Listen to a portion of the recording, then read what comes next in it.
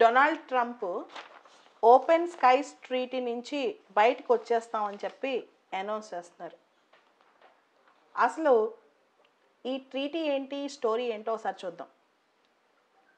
మనకి second world war start అయిన తర్వాత మనందరికి తెలుసు అమెరికా, రష్యా వీళ్ళందరూ ఎలైడ్ పవర్స్ ఉన్నారు. సో కలిసే పనిచేశారు. కానీ సెకండ్ వరల్డ్ వార్ అయిపోయిన తర్వాత వరల్డ్ కోల్డ్ వార్ పీరియడ్లోకి వెళ్ళిపోయింది.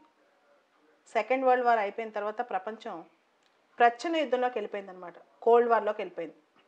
ఈ కోల్డ్ వార్లో క్యాపిటలిస్ట్ కంట్రీస్ అని ఒకవైపు, కమ్యూనిస్ట్ కంట్రీస్ అని ఒకవైపు. క్యాపిటలిస్ట్ కంట్రీస్కి లీడర్ అమెరికా, కమ్యూనిస్ట్ కంట్రీస్కి లీడర్ సోవియట్ రష్యా. ఈ ఇండైరెక్ట్ వార్లో దాదాపు 50 years జరిగిన ఈ వార్లో చాలా ప్రాక్సీ వార్స్ జరిగాయి. దాంతోపాటు ఆర్మ్స్ రేస్ కూడా జరిగింది. అంటే ballistic missiles, intercontinental ballistic missiles, nuclear bombs విపరీతంగా పోటీపడి అమెరికా, రష్యా తయారు చేసుకున్నారు. అదే టైంలో అమెరికన్ ప్రెసిడెంట్ ఒక ఆయన ఉండేవాడు అనమాట. ఆయన పేరు ఐజన్హోవర్. 1955లోనే ఆయన ఒక ట్రీటీ ఉండాలంటే బాగుంటుందని చెప్పారు. ఐజన్హోవర్ అనే అమెరికన్ ప్రెసిడెంట్ 1955లోనే ఒక ట్రీటీ ఉంటుందని చెప్పారనమాట.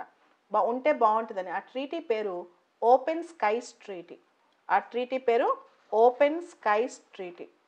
అయితే చివరికి ఆ ట్రీటీ మెటీరియలైజ్ అయ్యి ట్రీటీ ఎన్ఫోర్స్మెంట్లోకి రావడానికి చాలా సంవత్సరాలు పట్టింది.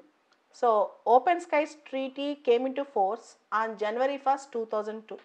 2002లో ఆ ట్రీటీ బయటకు వచ్చిందనమాట. సో ఓపెన్ స్కైస్ ట్రీటీకి వెళ్ళే ముందు ట్రంప్ ట్రీటీస్ నుంచి, ఇన్స్టిట్యూషన్స్ నుంచి విత్డ్రా అవడంలో చాలా పేరుగాంచారు.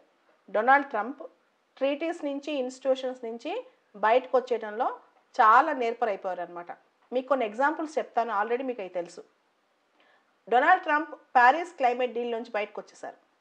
Donald Trump Paris climate deal నుంచి బయటకు వచ్చేసారు. ట్రాన్స్ పసిఫిక్ పార్ట్నర్షిప్ టాక్స్లోంచి బయటకు వచ్చేసారు. టీపీపీ టాక్స్లో కూడా నేను ఉండను, అది అమెరికాకు నష్టం చేస్తుందని చెప్పారు. టీపీపీ టాక్స్లో కూడా నేను ఉండను, అది అమెరికాకు నష్టం చేస్తుందని చెప్పారు. అదేవిధంగా డొనాల్డ్ ట్రంప్ ఇన్స్టిట్యూషన్స్ యునెస్కో నుంచి బయటకు వచ్చేసారు. యునెస్కో నుంచి బయటకు వచ్చారు. UNHRC నుంచి బయటకు వచ్చారు. United nations human rights council నుంచి బయటకు వచ్చేసారనమాట. అలానే JCPOA ఇరాన్తో ఉన్న డీల్ నుంచి బయటకు వచ్చేసారు. 3 years బ్యాక్ ఇరాన్తో ఉన్న డీల్తో బయటకు వచ్చేసి ఇరాన్ మీద ఆంక్షలు విధించారు, శాంక్షన్స్ విధించారు, మళ్ళా తిరిగి ఆంక్షలు విధించారు. అలానే డొనాల్డ్ ట్రంప్ WHO నుంచి బయటకు వచ్చేస్తానని బెదిరిస్తున్నారు. సో డొనాల్డ్ ట్రంప్కి బయటికి రావడం అనేది చాలా ఈజీ పని అనమాట. అలానే లాస్ట్ ఇయర్ INF ట్రీటీలోంచి బయటకు వచ్చేసారు. Intermediate range nuclear forces treaty, INF ట్రీటీలోంచి బయటకు వచ్చేసారనమాట. Intermediate range nuclear forces treaty. అలానే WTO world trade organization weak చేయడానికి ట్రై చేస్తున్నారు. WTOలో అప్లేట్ బాడీలో జడ్జెస్ లేకుండా ట్రై చేస్తున్నారనమాట. ఆయన ఒక మాట అన్నారు తెలుసా, WTO is the single worst trade deal అని. WTO world trade organization is the single worst trade deal అని. అదేవిధంగా అమెరికాకి నాటో చాలా మేలు చేసింది. నాటోని కూడా తిట్టిపోసారు. అమెరికాకి నాటో చాలా మేలు చేసింది, కానీ నాటోని కూడా మేము ఎందుకు అంత ఫండింగ్ చేయాలి, మేము ఎందుకు మీతో ఉండాలి, ఇలా చాలా డైలాగులు వేశారనమాట. సో ఫైనల్గా ట్రంప్ ఇంకొక ట్రీటీ ఉంది. కోల్డ్ వార్ టైంలో సాల్ట్ స్టార్ట్ అని 2 ట్రీటీస్ ఉన్నాయన్నమాట. రెండు సెగ్మెంట్ ఆఫ్ ట్రీటీస్ ఉన్నాయి, సాల్ట్ అండ్ స్టార్ట్. సాల్ట్ అంటే strategic arms limitation treaty, START అంటే strategic arms reduction treaty. Obama గారు ప్రెసిడెంట్గా ఉన్నప్పుడు న్యూ స్టార్ట్ ట్రీటీ ఒకటి సైన్ చేశారు. ఒబామా గారు ప్రెసిడెంట్గా ఉన్నప్పుడు న్యూ స్టార్ట్ ట్రీటీ ఒకటి సైన్ చేశారనమాట 2011లో. అది 10 years పాటు. ఇప్పుడు దాన్ని కంటిన్యూ చేసే ఆలోచన కూడా ట్రంప్కి లేదు. ఇప్పుడు ఈ స్టార్ట్ ట్రీటీని, START స్ట్రాటజిక్ ఆర్మ్స్ రిడక్షన్ ట్రీటీని కంటిన్యూ చేసే ఆలోచన కూడా డొనాల్డ్ ట్రంప్కి లేదనమాట. సో ఇవన్నీ పక్కన పెడితే కొత్తగా నిన్న ఒక న్యూస్ వచ్చింది. డొనాల్డ్ ట్రంప్ అంట ఓపెన్ స్కైస్ ఆర్మ్స్ కంట్రోల్ ట్రీటీలో నేను ఇంక ఉండను, అమెరికా ఇంక ఉండదు. ఓపెన్ స్కైస్ ఆర్మ్స్ కంట్రోల్ ట్రీటీలో అమెరికా ఇంకా ఉండదు అని చెప్పి తేల్చేశారనమాట. సో ఈరోజు మన సబ్జెక్ట్ ఏంటి, open skies arms control treaty. The Treaty on Open Skies entered into force on January 1st, 2002. The Treaty on Open Skies entered into force on January 1st, 2002.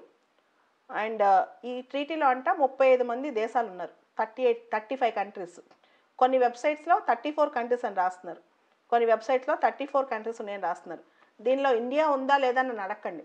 దీనిలో almost అన్ని దేశాలు వెస్ట్రన్ కంట్రీసే, ఇండియా లేదు. దీనిలో almost అన్ని దేశాలు western కంట్రీసే, India లేదనమాట. అయితే అసలు ఈ ట్రీటీ ఏంటంటే శత్రు దేశాలు కానీ మన దేశాలు చుట్టుపక్కల ఉన్న దేశాలు, ఈ దేశాలు ఒకళ్ళకి ఒకళ్ళు సర్ప్రైజ్ అటాక్ చేసుకోకుండా, సడన్గా ఇంకో దేశం మీద అటాక్ చేసుకోకుండా ఈ పార్టిసిపేటింగ్ కంట్రీస్ మీద ఒక సర్వీలియన్స్ ఎయిర్ క్రాఫ్ట్స్ ద్వారా, ఒక నిఘా ఎయిర్ క్రాఫ్ట్స్ ద్వారా ఒక దేశం ఇంకో దేశం పైన పరిశీలన చేసుకోవచ్చు అనమాట. సో అన్ఆర్మ్డ్ సర్వీలియన్స్ ఎయిర్ క్రాఫ్ట్స్ ద్వారా, అన్ఆర్మ్డ్ సర్వీలియన్స్ సోఫిస్టికేటెడ్ ఎయిర్ క్రాఫ్ట్స్ ద్వారా ఒక కంట్రీ ఇంకో కంట్రీ ఏం చేస్తుందని చూసుకుంటూ ఉండొచ్చు. ఎందుకంటే నమ్మకం బిల్డప్ చేసుకోవడం కోసం, ట్రస్ట్ బిల్డప్ చేసుకోవడం కోసం, ఇంకా సర్ప్రైజ్గా అటాక్స్ జరగవు మన పైన, సడన్గా అటాక్స్ జరగవు అని తెలుసుకోవడం కోసం అనమాట. So open skies treaty is a program. Open skies treaty is a program of unarmed అంటే ఎటువంటి ఆయుధాలు లేని అన్ఆర్మ్డ్ ఏరియల్ సర్వీలియన్స్ ఫ్లైట్స్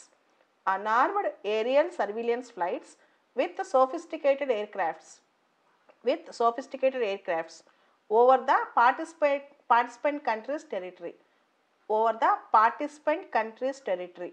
అంటే ఇతర భాగస్వామి దేశాలు, ఈ ట్రీటీలో ఏ దేశాలు అయితే ఉన్నాయో వాటి యొక్క భూభాగాలు కూడా ఇతర దేశాలు పరిశీలించవచ్చు. దేని ద్వారా? ఎయిర్ క్రాఫ్ట్ ద్వారా. కానీ ఎయిర్ క్రాఫ్ట్లో ఆర్మ్డ్ వెపన్స్ అవన్నీ క్యారీ చేసుకోకూడదు అనమాట. దీనివల్ల ట్రాన్స్పరెన్సీ పెరిగిద్ది, ఓపెన్నెస్ పెరిగిద్ది. దీనివల్ల ఒక దేశానికి ట్రాన్స్పరెన్సీ పెరుగుద్ది, నమ్మకం పెరిగిద్ది, ఓపెన్నెస్ పెరిగిద్ది అనమాట. దీనివల్ల ప్రపంచ శాంతి కూడా పెరుగుద్దంట.